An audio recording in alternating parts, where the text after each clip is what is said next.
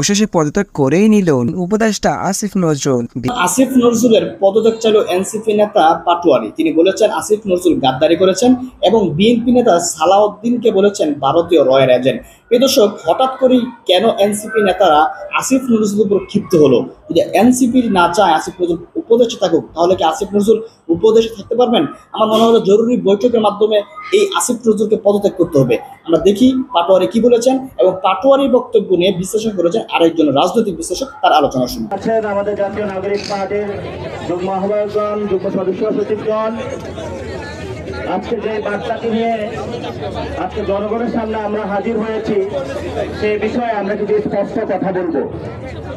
2022-এর যে আইনটা রয়েছে, সে আইনের মাধ্যমেই বর্তমান ইলেকশন কমিশনার যারা রয়েছেন তাদেরকে নিয়োগ দেওয়া হয়েছে। আমরা জাতীয় নাগরিক পার্টির পক্ষ থেকে বলতে চাই, যাদেরকে নিয়োগ দেওয়া হয়েছে এবং এই ইলেকশন কমিশনের গত 3টি ইলেকশনে যারা ভোট ডাকাতি করেছিল, কর্মকর্তা কর্মচারী এই ক্রিয়াকলাপের সাথে অনেকেই জড়িত ছিল। আমাদের জাতীয় নাগরিক পার্টি থেকে প্রথম দাবি হলো ইসিকে পুনর্গঠন করতে হবে। কেন ইসিকে পুনর্গঠন করতে হবে? গত কয়েক মাস আমরা লক্ষ্য করেছি ইসি একটি সাংবিধানিক প্রতিষ্ঠান, কিন্তু সাংবিধানিক প্রতিষ্ঠানিকের জায়গায় তারা কথা না বলে একটি নির্দিষ্ট দলের মুখপত্রের ভূমিকা তারা পালন করেছে। এটা বাংলাদেশের জন্য একটি লজ্জা। বাংলাদেশকে গণতান্ত্রিক প্রক্রিয়ায় নেওয়ার জন্য, মানুষের ভোটাধিকার ফিরিয়ে দেওয়ার জন্য জাতীয় নির্বাচন যে কমিশন রয়েছে, এটি একটি অনন্য প্রতিষ্ঠান। এই প্রতিষ্ঠানকে যদি আমরা ঠিক করতে না পারি, ভবিষ্যতে বাংলাদেশে কোনো সুষ্ঠু ইলেকশন হবে বলে আমরা আশা করি না। এই জন্য সুষ্ঠু ইলেকশনের জন্য, গণতান্ত্রিক প্রক্রিয়ায় বাংলাদেশকে ফিরিয়ে নেবার জন্য ইলেকশন কমিশনকে অবশ্যই পুনর্গঠন করতে হবে। এবং এই ইলেকশন কমিশনের প্রথম কেস হিসেবে আমরা ধরে নিব জাতীয় ইলেকশনের আগে স্থানীয় সরকার ইলেকশন। যদি স্থানীয় সরকার ইলেকশন তারা সুন্দরভাবে সক্ষমতার পরিচয় দিয়ে আয়োজন করতে পারবে, তাহলে আমরা মনে করব এই ইসির ফিটনেস রয়েছে জাতীয় সংসদ নির্বাচনের জন্য। কিন্তু এই ফিটনেস ছাড়া, পরীক্ষা করা ছাড়া জাতীয় নির্বাচনের জন্য গত 15 বছরে শেখ হাসিনা ফেসিস্ট খুনি এই নির্বাচন কমিশন সাংবিধানিক প্রতিষ্ঠানকে যেভাবে নষ্ট করেছে, এটাকে যদি পুনর্গঠন সক্ষমতার পরিচয় যদি আমরা নির্ণয় না করি এবং বিভিন্ন দলের যারা মুখপাত্র হিসাবে ভূমিকা পালন করছে তাদেরকে যদি পুনর্গঠন না করে সেই ইলেকশনে যাওয়া হয়, এইসির অধীনে জাতীয় নাগরিক পার্টি ইলেকশনে অংশগ্রহণ করবে না ইনশাআল্লাহ। আমরা দৃঢ়কণ্ঠে বলতে চাই, ইলেকশন কমিশনে আমরা কয়েকদিন আগে এসেছিলাম, রকিবউদ্দিন থেকে শুরু করে সাজানো নাটক মঞ্চস্থ করে, হুদা কমিশনের মঞ্চস্থ করে বাংলাদেশের মানুষের ভোটাধিকার কেড়ে নেওয়া হয়েছিল। বাংলাদেশের মানুষের গ্রামীণ অ্যাকশনের মাধ্যমে গণতান্ত্রিক প্রক্রিয়ার উপরে ছুরি চালানো হয়েছিল। কিন্তু আমরা দেখতে পাচ্ছি তারা এখন দিব্যি ঘুরে বেড়াচ্ছে, আইনের আওতায় তাদেরকে এখনো আনা হচ্ছে না। নির্বাচন কমিশনের যেই সকল কমিশনারগণ গত 15 বছরে এই সকল খুনি ফ্যাসিস্ট হাসিনা রিজিমের সাথে অংশগ্রহণ ছিল, তাদেরকে আমরা দ্রুত গতিতে আইনের আওতায় আনার জন্য সরকারকে আহ্বান জানাচ্ছি। তাদেরকে না আনা হয় তাহলে আপনারা দেখেছেন অনেকেই পালানো শুরু করেছে, অনেকে এখনো পালাতে পারে নাই, জেলের মধ্যে আছে। ছাত্র জনতা আইন শৃঙ্খলা বাহিনীর হাতে তাদেরকে নিজ হাতে তাদেরকে তুলে দেবে ইনশাআল্লাহ। আপনারা জানেন নির্বাচন কমিশনে যে কমিশনটা গঠন হয়েছে এটা 2022 সালের আইন। এই আইনকে ওই সময়কার অন্তত বাংলাদেশের 20টি বড় রাজনৈতিক দল বিরোধিতা করেছিল। কোর্ট করে বলছি, বাংলাদেশের অন্যতম বড় রাজনৈতিক দলের মহাসচিব মির্জা ফখরুল বলেছিলেন এটা একটি বাকশালী কমিশন হয়েছিল। তাই নয়, ইসলামিক আন্দোলন তারাও এইসির বিরোধিতা করেছিল, কিন্তু আমরা যখন জাতীয় নাগরিক কমিটিতে ছিলাম, আমাদের কাছে প্রস্তাবনা এসেছিল সার্চ কমিটির মাধ্যমে এইসি পুনর্গঠন হবে। আমরা বলেছিলাম সাংস্কৃতিক, রাজনৈতিক, অর্থনৈতিক পরিমণ্ডলে যেসব আওয়ামী ফেসিবাদী আছে, যে সকল আইন কানুন রয়েছে, সেগুলো এক ঐক্যমত কমিশনের যে সংস্কার সুপারিশমালা এসেছে সেটার মধ্য দিয়ে পরিবর্তন না করে মুজিবীয় আইন, শেখ হাসিনার আইনে যদি করা হয় তাহলে বাংলাদেশকে একটি গভীর সংকটে ফেলে দেওয়া হবে। ইন্টারিম গভর্নমেন্ট যারা গণ অভ্যুত্থানের রক্তের উপরে দাঁড়িয়ে আছে, এই আসিফ নজরুল থেকে শুরু করে অন্যরা এই যে পুনর্গঠনের যে কায়দা কলা কৌশল করেছে, সরাসরি তারা গণ অভ্যুত্থানের সাথে বিশ্বাসঘাতকতা করে। আগামীতে গতিতে ইলেকশন কমিশনারদের পদত্যাগ না করে পুনর্গঠন না করা হয়, ঐক্যমত কমিশনে যেই সকল সুপারিশমালা দেওয়া হয়েছে সেগুলো যদি মান্য না করে বাংলাদেশকে একটি গণতান্ত্রিক প্রক্রিয়ায় নিয়ে যাওয়ার কোন প্রচেষ্টা না করা হয়, তাহলে আমরা উপদেষ্টার মধ্যে যারা বিএনপির মুখপাত্র হিসেবে কাজ করছে, বাংলাদেশের এডুকেশন সেক্টরকে ডুবিয়ে দেওয়ার জন্য ওয়াহিদুদ্দিন ভাই কাজ করছেন, বাংলাদেশের ফাইন্যান্সিয়াল সেক্টরকে ডুবিয়ে দেওয়ার জন্য সালাউদ্দিন ভাই কাজ করছেন, বাংলাদেশের আইন মন্ত্রণালয় ডুবিয়ে দেওয়ার জন্য আসিফ নজরুল কাজ করছেন, তাহলে আমরা কর্মসূচি নিয়ে তাদেরকে পদত্যাগ করতে বাধ্য হবে। আপনাদের এই মাঠে কুসুম কুসুম খেলা চলবে না। আপনারা জনসভা ব্যাহত করার জন্য নগর ভবনের সামনে অবস্থান নিয়েছেন। আজকে পুরো ঢাকা অবরুদ্ধ, জনগণের নাবিশ্বাস উঠেছে। ইলেকশন এখনো হয় নাই, তার আগেই তো জোর জবরদস্তি দখল শুরু করেছেন। ইলেকশন হলে তো আপনারা দেখা যাচ্ছে হাসিনার চেয়ে বড় ফেসিস হিসাবে আবির্ভূত হবে। জনতা থেকে বলতে চাই, আমাদের গণ অভ্যুত্থানের যে রক্ত জাগরণ হয়েছিল তা এখনো সজাগ আছে। আমাদের আহত ভাইরা এখনো হসপিটালে আছে, শহীদ ভাইরা এখনো কাতরাচ্ছে। তাদেরকে মারিয়ে যারা শহীদ ফ্যামিলি রয়েছে, তাদের ফ্যামিলি এখনো ঘুরে ঘুরে বিভিন্ন কবরস্থানে তাদের লাশগুলো খুঁজছে। আপনারা যদি মনে করেন বাংলাদেশ ঘুমিয়ে গিয়েছে, তাহলে আপনারা বিবাহ স্বপ্নে আছেন। আপনাদেরকে আমরা হুঁশিয়ার করে উচ্চারণ করতে চাই, জনগণকে নিজেদেরকে গণতান্ত্রিক প্রক্রিয়ায় ফেরত আনেন। যদি গণতান্ত্রিক প্রক্রিয়ায় আপনারা ফেরত আনতে না পারেন, তাহলে জনগণ সেইভাবে হলো শেখ হাসিনাকে ছুড়ে ফেলে দিয়েছিল, এমনি ভাবে আপনাদেরকে ভবিষ্যতে ইনশাআল্লাহ যে আর্টিকেলের অধীনে এই নির্বাচন কমিশনে সার্চ কমিটি গঠন করা হয়েছিল। প্রথম সার্চ কমিটির প্রস্তাবনা যেটা করেছিল সেটা জিয়াউর রহমান করেছিল, এবং পরবর্তীতে আরেকটি সার্চ কমিটি যেটা আওয়ামী ফ্যাসিস্ট আমলে হয়েছিল, সে একই সাংবিধানিক ধারাবাহিকতায় যেই সংবিধানটা একটা মুজিবীয় সংবিধান, সেই সংবিধানের মধ্য দিয়ে শহীদ আহতদের রক্তের উপর দিয়ে ইসি যদি পুনর্গঠন না হয়, বাংলাদেশ কোনো ইলেকশন জাতীয় নাগরিক পার্টি করতে দিবে না।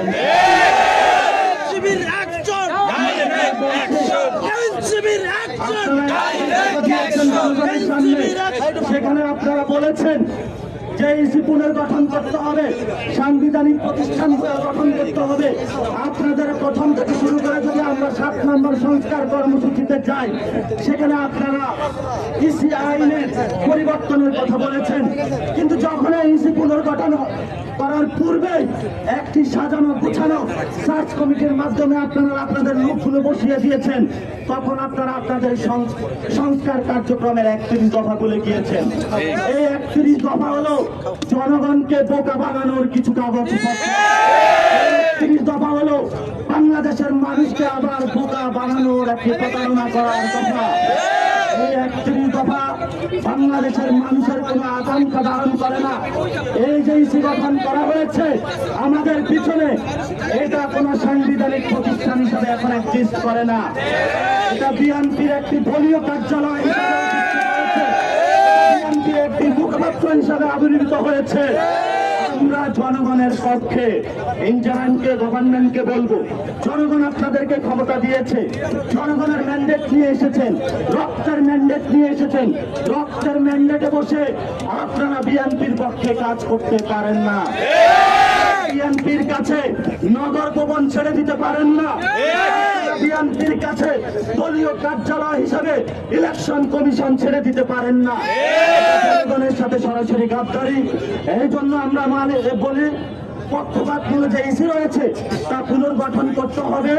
সংস্কার যে প্রস্তাবনা রয়েছে সেগুলোকে মান্য করে আইন পরিবর্তন করতে হবে এবং ইস্যু যদি পুনর্গঠনের পরে ইসির প্রথম টেস্ট হিসাবে সক্ষমতার পরিচয় হিসাবে আমরা জাতীয় নাগরিক পার্টির পক্ষ থেকে স্থানীয় ইলেকশনের আয়োজন করার জন্য ইন্টারিম গভর্নমেন্ট স্থানীয় ইলেকশনের মধ্য দিয়ে বাংলাদেশের বর্তমানে যে সমস্যাগুলো রয়েছে, বিভিন্ন জায়গায় মানুষ হাহাকার করে ঘুরে বেড়াচ্ছে, এনআইডি সার্টিফিকেট পাচ্ছে না, বিভিন্ন জায়গায় স্থানীয় সার্ভিসগুলো পাচ্ছে না, বিভিন্ন জায়গায় মানুষ তাদের দালাল চক্রের মাধ্যমে যে অফিসগুলো বিএনপি এখন দখল দিয়ে তাদের দলীয় কার্যালয় হিসাবে সরকারি অফিসগুলো দখল দিয়ে বিভিন্ন মানুষের যে সেবাগুলো রয়েছে তারা দলীয় টেন্ডারে এখন তারা বিক্রি করছে। আমরা সরকারকে বলবো, জনগণের ট্যাক্সের টাকা আপনারা জনগণের অফিস আপনাদের হাতে তুলে নেন, বিএনপি থেকে দখল মুক্ত করুন, ইসিকে দখল মুক্ত করুন। যদি আপনারা না করতে পারেন তাহলে উপদেষ্টা প্যানেলে যারা বিএনপির রয়েছে তাদেরকে আপনারা দ্রুত গতিতে বের করে দেন।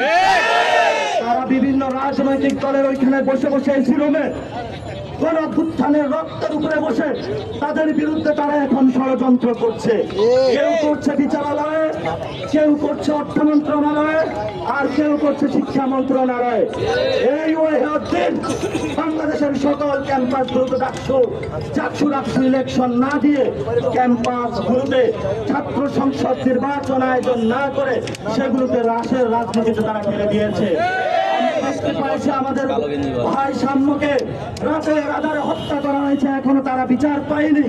এর পূর্বে আপনারা দেখেছেন হলে হলে নির্যাতন করা হয়েছে, গুপ্ত করা হয়েছে, গুম করা হয়েছে, জাহাঙ্গীরনগরে হত্যা করা হয়েছে। এই বিএনপির লাশের রাজনীতি তারা শুরু করেছে। বাংলাদেশে কোন লাশের রাজনীতি দেখতে চাই না। আমরা বাংলাদেশে শেখ হাসিনার কোন অর্থনৈতিক ব্যবস্থা দেখতে চাই না। আওয়ামী লীগের যে ব্যবসা বাণিজ্য রয়েছে সেগুলো এখনো এক্সিস্ট করছে। তারা যারা বিএনপির দলীয় নেতা কর্মী রয়েছেন আমাদের একজন বক্তব্য দিয়েছেন, কুমিল্লাতে তারা সরজমিনে দেখেছেন আওয়ামী লীগের টাকায় বিএনপির দলীয় অফিস চলে। বিএনপি হলো নগর ভবন বন্ধ করে, তারা আজকে বড় বড় কথা বলে। আমরা গণঅভ্যুত্থানের পরে দেখেছি তারা বসুন্ধরা যারা ফ্যাসিস্ট শক্তির সহযোগী ছিল তাদের গাড়িতে করে ইন্ডিয়ার এজেন্ট বাস্তবায়ন করার জন্য বাংলাদেশে এসে কিভাবে করে জনতার উপর গাড়ি চালিয়ে আজকে তারা জনগণের উপরে বড় বড় কথা বলছে। ভাই, আপনি খুব ভদ্র সজ্জন লোক বলে আমরা জানতাম, কিন্তু আপনার যে বক্তব্য তা গণঅভ্যুত্থানের সাথে বিশ্বাসঘাতকতার সামিল। আমরা মনে করেছিলাম আপনি ইন্ডিয়াতে নিপীড়িত হয়েছেন, এখন দেখছি আপনি ইন্ডিয়াতে কোন প্রেসক্রিপশন নিয়ে বাংলাদেশের বিরুদ্ধে ষড়যন্ত্র। আমরা দেখেছি ইন্ডিয়া থেকে তারা বাংলাদেশে টাকা পাঠিয়ে আওয়ামী অর্থনীতির মাধ্যমে বিভিন্ন অফিস দখল করে জনগণের উপরে সন্ত্রাসবাদী কার্যক্রমের পথ বেছে নিয়েছে। আর এই সন্ত্রাসবাদী কার্যক্রম থেকে ফেরানোর জন্য, বাংলাদেশকে মুক্তির পথে নেওয়ার জন্য, বাংলাদেশের মানুষকে ভোটাধিকার ফিরিয়ে দেওয়ার জন্য, বাংলাদেশের মানুষকে গণতান্ত্রিক প্রক্রিয়ায় নেওয়ার জন্য, বাংলাদেশের লাশের রাজনীতি বন্ধ করার জন্য যে প্রক্রিয়া, সেই প্রক্রিয়ায় একটি, সেটি হলো ইলেকশন। কিন্তু আমরা সেখানে বলি যে জাতীয় ইলেকশনের আগে অবশ্যই স্থানীয় ইলেকশন দিতে হবে।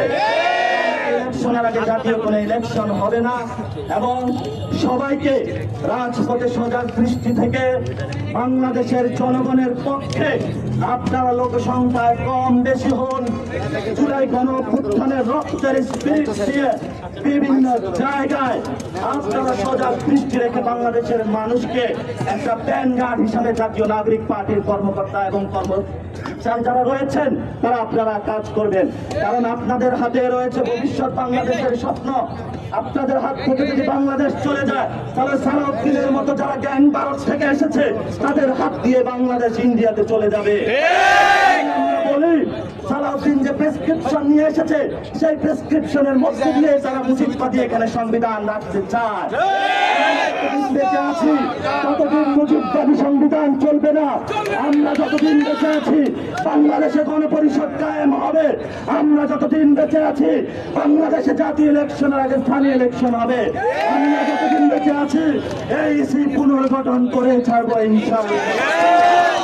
একটি কথা বলতে চাই, সেটা হলো আমরা কয়েকদিন আগে মাঠে নেমেছিলাম, আমাদের একটি দাবি আদায় হয়েছিল, আওয়ামী লীগ নিষিদ্ধ হয়েছে, কিন্তু আওয়ামী লীগের এই ইলেকশন কমিশন সংবিধান এখনো নিষিদ্ধ হয় না। সংবিধান পুরানো কর্মসূচিতে বাধ্য হব। বাংলাদেশে কোন সংবিধান মুজিবীয় সংবিধান থাকবে না। যারা ছাত্ররা এর উদাহরণ অতীতে আছে আপনারা সেগুলো দেখে দিবেন। যদি আপনাদের পড়াশোনার ঘাটতি থাকে আমরা যাই আপনাদেরকে পড়িয়ে দেব। এবং বাংলাদেশের ভবিষ্যতে আমরা সে আন্দোলনে বলেছিলাম জুলাই ঘোষণাপত্র 31 কার্য দিবসের মধ্যে সরকার বলেছিল দিবে। আমরা এখনো দিনক্ষণ কার্য দিবস গুলা গুনতেছে। আমরা সারা বাংলাদেশে জাতীয় নাগরিক পার্টির পক্ষ থেকে বিভিন্ন জুলাই গণঅভ্যুত্থানে যারা প্ল্যাটফর্ম রয়েছে সবাইকে ঐক্যবদ্ধভাবে মানুষের মুক্তির সনদ, গণঅভ্যুত্থানের রক্ষা কবচ, গণঅভ্যুত্থানের আহত যারা হয়েছেন, শহীদ যারা হয়েছেন তাদের নিরাপত্তার রক্ষা কবচ, বাংলাদেশের মানুষের আশা আকাঙ্ক্ষার প্রতীক এবং বাংলাদেশের ভোটাধিকার ফিরিয়ে দেওয়ার জন্য যে জুলাই ঘোষণাপত্র আমাদের সামনে আসবে সেই জুলাই ঘোষণাপত্রের মাধ্যমে বাংলাদেশের যে আবহমান সমস্যাগুলো রয়েছে সেগুলো থেকে আমরা নিস্তার পাবো। আসিফ নজরুল বলেছিলেন, একবার মুলা দেখিয়েছিলেন ছাত্র জনতাকে উনি ঘোষণাপত্র দিবেন, কিন্তু উনি বিশ্বাসঘাতকতা করেছেন। এবার এসে ঘোষণা দিয়েছেন, এবার আমরা সেকেন্ড বার বিশ্বাস করেছি। এবার যদি হেরফের হয় আসিফ নজরুল বাংলাদেশে থাকবে কিনা। জনগণের সাথে অনেক গাদ্দারি হয়েছে, জনগণের রক্তের উপরে আপনি বেইমানি করেছেন। এই বেইমানি নিয়ে আপনি সরকারি অফিসার বসতে পারেন না। আমরা অপেক্ষা করছি, জুলাই ঘোষণাপত্র হবে, ইলেকশন কমিশন পুনর্গঠন হবে, স্থানীয় ইলেকশন হবে এবং একটি গণপরিষদ নির্বাচন হবে। তার মধ্যে দিয়ে একটি সুন্দর যে বাংলাদেশ আমরা প্রত্যাশা করেছিলাম, আকাঙ্ক্ষা ছিলাম 53 বছর, সেটা আমরা পাবো। সেই প্রত্যাশায় আজকে আমরা আমাদের সমাবেশ সমাপ্ত করছি। যারা উপস্থিত ছিলেন আপনাদের অন্তরের অন্তঃস্থল থেকে অসংখ্য ধন্যবাদ। আপনারা সবাই গোসল হয়ে গিয়েছেন অলরেডি, কারণ আপনাদের এই জীবনযাত্রা গ্রাম ইতিহাসের পাতায় লেখা থাকবে। এই গ্রাম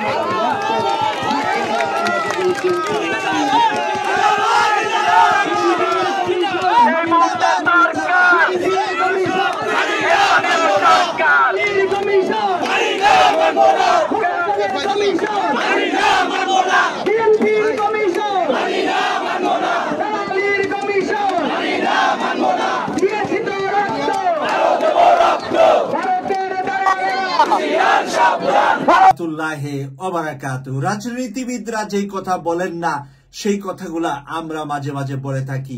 আসিফ নজরুলকে গাদ্দার হিসাবে ইউটিউবার আমাদের সাংবাদিক ইলিয়াস হোসেন ভাই প্রথম থেকেই তুলে ধরেছেন ডক্টর পিনাকি ভট্টাচার্য আসিফ নজরুলের গাদ্দারি।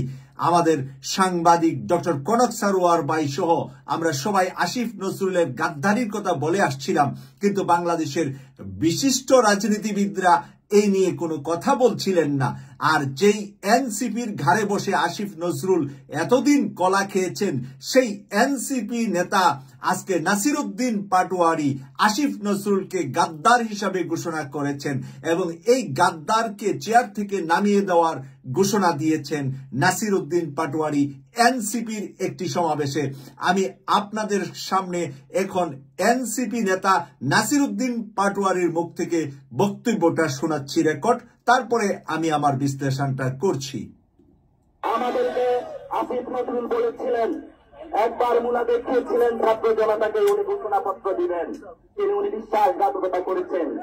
এবার আবার এসে ঘোষণা দিয়েছেন, এবার আমরা সেকেন্ড বার বিশ্বাস করেছি।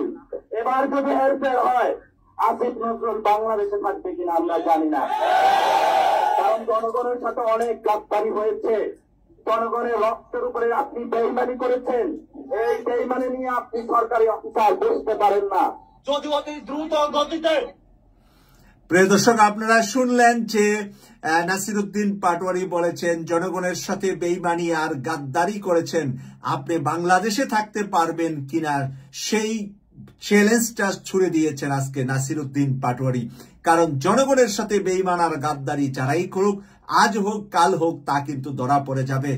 এই আসিফ নজরুল ছাত্রদেরকে নিয়ে আন্দোলন সংগ্রামে থেকে এই যে ভারতের দ্বিতীয় বি টিমের প্রধান হিসাবে ছিলেন, সেটা আজকে জনগণ এবং এই ছাত্র সমাজের কাছে আজকে ধরা পড়েছে। এই কারণে এই ছাত্র সমাজ আজকে ধরিয়ে দিচ্ছেন আসিফ নজরুলের কর্মকাণ্ড। আমি নাসিরউদ্দিন পাটোয়ারির আরো কিছু কথা আপনাদের সাথে শেয়ার করছি। ইলেকশন কমিশনারদের পদত্যাগ না করে পুনর্গঠন না করা হয়, ঐক্যবাদ কমিশনে যেই সকল সুপারিশমালা দেওয়া হয়েছে সেগুলো যদি মান্য না করে বাংলাদেশকে একটি গণতান্ত্রিক প্রক্রিয়ায় নিয়ে যাওয়ার কোন প্রচেষ্টা না করা হয়, তাহলে আমরা উপদেষ্টার মধ্যে যারা বিএনপির মুখপাত্র হিসেবে কাজ করছে, বাংলাদেশের এডুকেশন সেক্টরকে ডুবিয়ে দেওয়ার জন্য ওয়াহিদুদ্দিন ভাই কাজ করছেন, বাংলাদেশের ফাইন্যান্সিয়াল সেক্টরকে ডুবিয়ে দেওয়ার জন্য সালাউদ্দিন ভাই কাজ করছেন, বাংলাদেশের আইন মন্ত্রণালয় ডুবিয়ে দেওয়ার জন্য আসিফ নজরুল কাজ করছেন, তাহলে আমরা বড় কর্মসূচি নিয়ে তাদেরকে পদত্যাগ করাতে বাধ্য হব। আপনাদের এই মাঠে কুসুম কুসুম খেলা চলবে না। আপনারা জনসেবা ব্যাহত করার জন্য নগর ভবনের সামনে অবস্থান নিয়েছেন। আজকে পুরো ঢাকা অবরুদ্ধ, জনগণের নাভিশ্বাস উঠেছে। প্রিয় দর্শক, আমি এখানে নাসিরউদ্দিনের সাথে কিছু কথাই একমত আর কিছু কথাই দ্বিমত।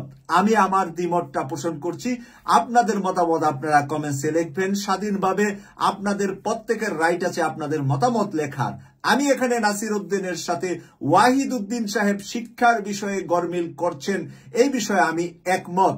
কিন্তু সালাউদ্দিন সাহেব অর্থনৈতিকভাবে বাংলাদেশের অর্থনীতির চাকা এগিয়ে নিয়ে গিয়েছেন। আজকে আমরা দেখলাম যে 30 বিলিয়ন মার্কিন ডলার রিজার্ভের ঘোষণা দিয়েছেন আগামী মাস পর্যন্ত বাংলাদেশে হবে, যেখানে আমাদের রিজার্ভকে একেবারে শূন্যের কোটায় নিয়ে যাওয়ার জন্য পরিকল্পনা করেছিলেন শেখ হাসিনা। সেখানে সালাউদ্দিন সাহেব এই জায়গা থেকে এখানে একজন উনি বিশিষ্ট অর্থনীতিবিদ, বাংলাদেশ ব্যাংকের গভর্নর ছিলেন। আমি মনে করি সালাউদ্দিন সাহেব অর্থনীতিতে কোনো ভুল করেন নাই। তারপরে যে তৃতীয় ব্যক্তিটি বললেন আইন উপদেষ্টা আসিফ নজরুল, আইন অঙ্গনকে ব্যবহার করে সে মাথায় কাঁঠাল রেখে খাচ্ছে, এই কুলাঙ্গারকে বিদায়ের বক্তব্যটা সঠিক এবং এই জন্য আমি নাসিরউদ্দিনকে ধন্যবাদ জানাই। কিন্তু সালাউদ্দিন সাহেবের বিষয়ে আমি দ্বিমত, আমি একমত নই নাসিরউদ্দিনের সাথে। সালাউদ্দিনের চাইতে ভালো অর্থনীতিবিদ আমাদের এই মুহূর্তে বাংলাদেশে আছে বলে আমার জানা নেই, এবং উনি এই ভাঙ্গাচোরা অর্থনীতিকে নিয়ে যেতটুকু এগিয়ে এসেছেন প্রবাসীদের সহযোগিতায়, প্রবাসীদের মিলিয়ন মিলিয়ন ডলার বাংলাদেশে পাঠানোর কারণে সালাউদ্দিন সাহেব সেইগুলাকে ইউটিলাইজ করে বাংলাদেশের অর্থনীতির চাকা ভালো করেছেন, এই বিষয়ে আমার কোনো সন্দেহ নাই। সেই কারণে সালাউদ্দিন সাহেবের বিরোধিতা, সালাউদ্দিন সাহেব বিএনপির মনোনীত বলে সে যদি বিরোধিতা করে তাহলে চলবে না। এখানে কে বিএনপির মনোনীত, কে জামাতের মনোনীত, কে এনসিপির মনোনীত, সেটা আমরা দেখতে চাই না। আমরা দেখতে চাই সঠিক মানুষ কাজটা সে ভালো করছে কিনা, দেশের জন্য কাজ করছে কিনা। দেশের জন্য যদি ভালো কাজ করে থাকে, সে যেই দলের হোক, যেই মতেরই হোক, সে যেই ধর্মেরই হোক, আমরা তাকে সেলুট জানাবো দেশের সাথে, দেশের কল্যাণে, জাতীয় স্বার্থে। তবে নাসিরউদ্দিন এখানে বাকি দুইজনের নাম যে বলেছেন, সেই বাকি দুইজনের ব্যাপারে আমি নাসিরউদ্দিনের সাথে একমত। ওয়াহিদউদ্দিন সাহেব যেরকম শিক্ষার উপরে এখনো উনি বাংলাদেশের মানুষের ম্যান্ডেট নিয়ে যেই অন্তর্বর্তীকালীন সরকার হয়েছে, বাংলাদেশের মানুষ ভারতীয় অপসংস্কৃতির শিক্ষা চায় না।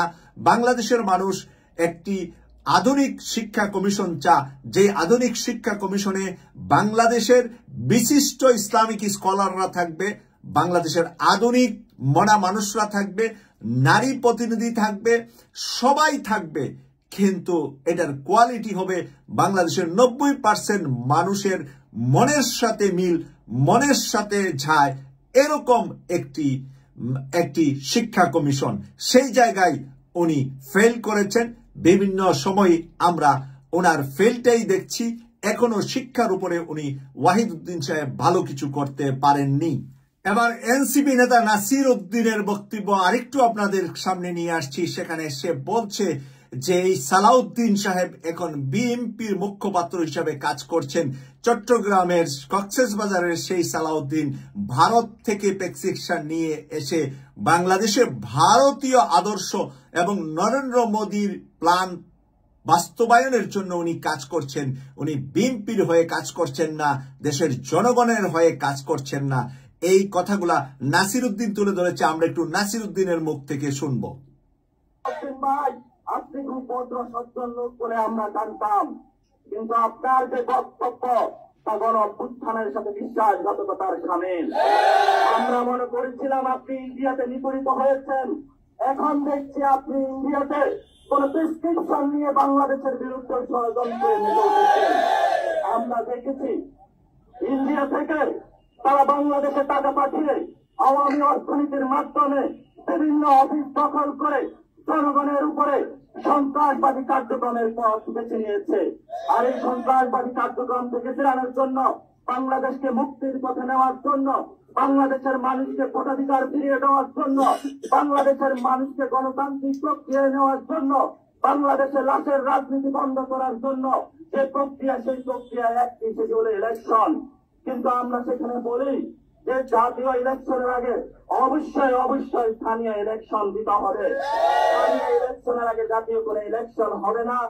এবং সবাইকে রাজপথে সজাগ দৃষ্টি থেকে বাংলাদেশের জনগণের পক্ষে আপনারা লোক সংখ্যায় কম বেশি হন, জুলাই গণ-অভ্যুত্থানের রক্তের স্পিরিট নিয়ে বিভিন্ন জায়গায় আপনারা সজাগ দৃষ্টি রেখে বাংলাদেশের মানুষকে একটা প্যান্ডার হিসাবে জাতীয় নাগরিক পার্টির কর্মকর্তা এবং যারা রয়েছেন তারা আপনারা কাজ করবেন। কারণ প্রিয় দর্শক, আমরা জাতীয় নাগরিক পার্টির নাসির উদ্দিন পাটোয়ারির বক্তব্য শুনলাম। নাসির উদ্দিন পাটোয়ারি এখানে বিএনপি কে বলছে যে এই যে নির্বাচন কমিশন গঠন হয়েছে সেটা নাকি বিএনপির তৈরি, বিএনপির কাজ করছে নির্বাচন কমিশনে যারা আছে। এই বিষয়ে আমার দ্বিমত আছে। আমার জানা নাই যে এখানে বিএনপির সকলে কিনা এবং সকলে জামাতের কিনা, সকলে এনসিপির কিনা, সকলে ডক্টর মোহাম্মদ ইউনূস স্যারের মনোনীত কিনা। নির্বাচন কমিশনারদেরকে নিয়ে যে বক্তব্য তারা দিচ্ছেন, গত 2 দিন যাবৎ তাদের বক্তব্য এবং আজকে নির্বাচন কমিশনের সামনে দাঁড়িয়ে তারা এই বক্তব্য দিচ্ছেন এবং তারা নির্বাচন কমিশনের পূর্ণ গঠন চান। কিন্তু নির্বাচন কমিশনার একজন আজকে বলেছেন যে নির্বাচন কোনটা আগে হবে কোনটা পরে হবে, স্থানীয় সরকার আগে হবে না জাতীয় নির্বাচন আগে হবে, এই সিদ্ধান্ত দেওয়ার মালিক সরকার। এই সিদ্ধান্ত দেওয়ার মালিক নির্বাচন কমিশন নয়। সরকার যখন যেটার সিদ্ধান্ত দিবে সেই নির্বাচনটি বাস্তবায়নের দায়িত্ব হলো নির্বাচন কমিশনের। তাহলে নির্বাচন কমিশনের যদি বাস্তবায়নের দায়িত্ব হয় তাহলে সরকারের ভিতরে এনসিপির 2 জন প্রতিনিধি রয়েছে, 2 জন ছাত্র প্রতিনিধি আছে। আমরা সেই ছাত্র প্রতিনিধিদেরও ইতিমধ্যে পদত্যাগ নিয়ে বিএনপি সহ বিভিন্ন জায়গা থেকে কথা উঠছে। আমরা সেই ছাত্র প্রতিনিধি তাদের থাকার পরেও সরকার কেন স্থানীয় সরকার নির্বাচনের ব্যাপারেও কোনো ঘোষণা দিচ্ছেন না, বিশ্ববিদ্যালয়গুলার সংসদ নির্বাচনেরও কোনো ঘোষণা দিচ্ছেন না, কলেজ বিশ্ববিদ্যালয়গুলাতে সংসদ নির্বাচনের ঘোষণা দিলেও ছাত্রদের মাধ্যমে ছাত্রদের কাছ থেকে রিয়েল লিডারশিপ, যেটা মানে যারা লিডার হওয়ার মতো যোগ্য বিশ্ববিদ্যালয়গুলাতে, সেইগুলো আমরা বের করতে পারতাম। কিন্তু নাসির উদ্দিন পাটোয়ারির উচিত হবে ছাত্র সংসদ ঘোষণার জন্য সরকারকে চাপ দেওয়া এবং ছাত্র সংসদের পরে স্থানীয় সরকারের বিষয়ে আমি এখনো একমত। স্থানীয় সরকার নির্বাচন আগে হলে বাংলাদেশের কালো টাকার ছড়াছড়ি কম হবে সংসদে। স্থানীয় সরকার নির্বাচনের মাধ্যমে একটা অ্যাসিড পরীক্ষা, অনেকেই বলে থাকে যে একটা পরীক্ষা হয়ে যাবে নির্বাচন কমিশনাররা কতটুকু স্বাধীন, কতটুকু ক্যাপাসিটি আছে, তারা কতটুকু জাতীয় সংসদ নির্বাচন নিরপেক্ষ করতে পারবে। এই ক্যাপাসিটিতে যদি তাদের দুর্বলতা পাওয়া যায়, তখন তাদেরকে চেঞ্জ করে জাতীয় সংসদ নির্বাচন করার আমাদের সুযোগ থাকবে।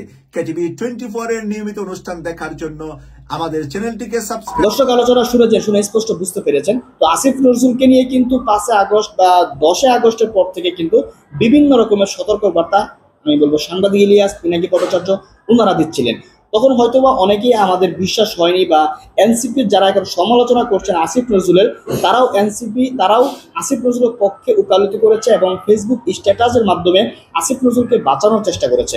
কিন্তু এখন এই সময় আজ 9 মাস পর বোঝা গিয়েছে প্রকৃতপক্ষেই গাদ্দার এবং প্রকৃতপক্ষে বেঈমান হচ্ছেন আসিফ নজরুল। যে আসিফ নজরুলকে যদি সাংবাদিক ইলিয়াসের প্রতিবেদন দেখার পর তারপরে তার বিরুদ্ধে অ্যাকশন নেওয়া হতো, তাহলে হয়তো বা এখন এসে আসিফ নজরুলকে গাদ্দার বলতে হতো না, এখন অনেকটাই পরিষ্কার হয়ে যেত। দেখো দর্শক, আসিফ নজরুল যদি প্রকৃতপক্ষে গাদ্দার হয়ে থাকে, তাহলে অবশ্যই তার বিরুদ্ধে অ্যাকশন যাওয়া উচিত বলে আমরা মনে করি।